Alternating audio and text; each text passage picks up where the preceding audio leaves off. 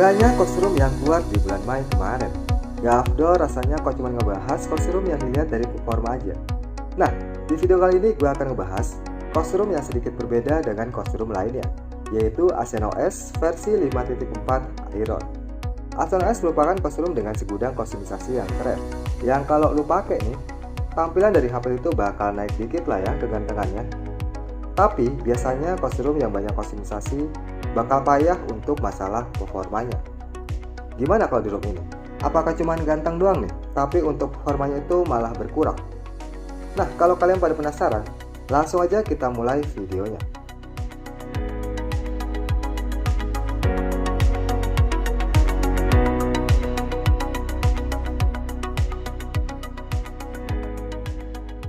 Oke, yang pertama gue akan bahas dulu nih dari tampilan user interface-nya.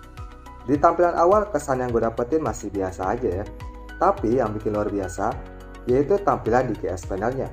Lebih fresh dan lebih keren untuk tampilannya ini. Terus buat fitur disediakan di sini juga udah lengkap, seperti gaming mode, switch data, cafe in, dan fitur lainnya yang bisa kalian lihat di dalam sini. Yang menarik nih, di ASEAN.OS sudah membawa aplikasi screen recorder dari OnePlus. Salah satu aplikasi perekam layar yang sering gue pakai ketika sedang bermain game di Android 10. ASEAN.OS versi 5.4 Iron cuma tersedia versi yang vanilla aja. Karena yang keluar adalah versi yang vanilla, jadi untuk aplikasi Gaps perlu diinstal terlebih dahulu ya, setelah menginstal ROM-nya ini. Kalau aplikasi yang dibawa, cukup lah ya, dan di sini juga udah membawa aplikasi dari Dolby. Salah satu aplikasi yang kepake banget nih, waktu gue sedang mendengarkan musik di ROM-nya ini. Nah, sekarang kita langsung aja ke bagian menu setting. Dari sektor tampilan di menu setting, ROM ini memiliki tampilan yang mantul dengan desain yang kekinian. Kalau kita scroll ke bawah, bakal ada animasi di bagian atasnya.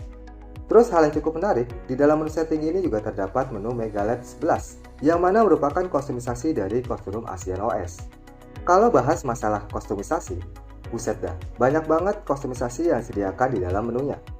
Paling gue cuma infokan aja ya, beberapa menu yang cukup menarik nih, yaitu seperti di dalam menu interface. Di dalam sini, banyak kostumisasi yang disediakan, dan yang paling gue suka, yaitu menu homepage background yang ini. Fungsinya tuh untuk mengubah tampilan background di menu settingannya. Temanya itu loh, banyak banget yang disediakan di sini. Kita tinggal pilih aja tema mana yang mau kita gunakan nanti. Terus ada juga menu status bar icon, untuk mengganti tampilan data di status barnya.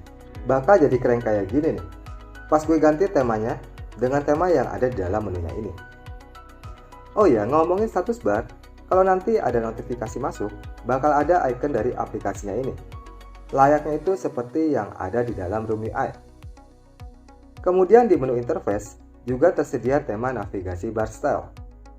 Nah, navigasi bar style ini berbeda ya dengan tema navigasi bar yang ada di kostum lainnya. Karena di ASEAN.OS lebih banyak pilihan tema yang disediakan di dalam menunya ini. Untuk yang terakhir yaitu tema font. Kalau lo ingin menggunakan font dengan tampilan style yang berbeda, di ASEAN.OS juga sudah menyediakan banyak tema font yang keren nih. Contohnya seperti font dari Apple Mint, Simple Dye, Netflix, dan masih banyak lagi tema font yang keren yang bisa lo gunakan di dalam ROM-nya ini. Kalau buat fitur yang ada di ASEAN.OS menurut gue sih hampir sama ya dengan kostum lainnya. Contohnya seperti AUD, musik equalizer, navigasi equalizer, dan juga sudah tersedia fitur dari split screen.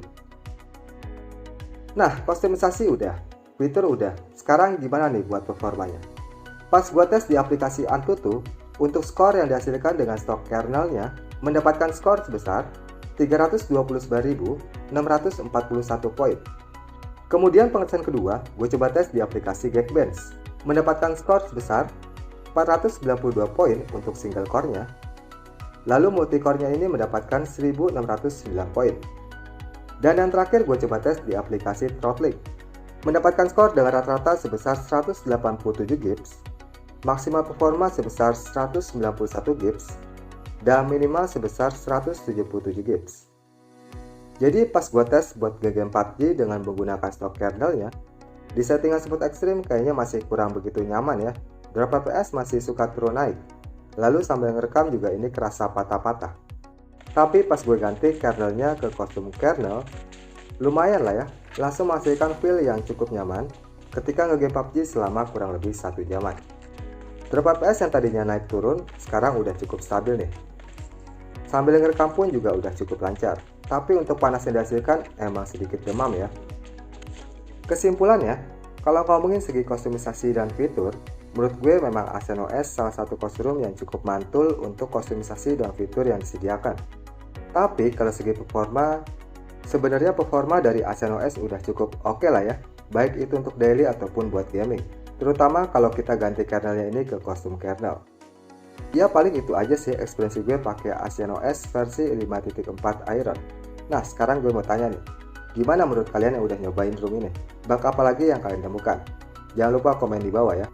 Oke guys, kalau gitu gue ajak kenalin. Thank you and see you next video.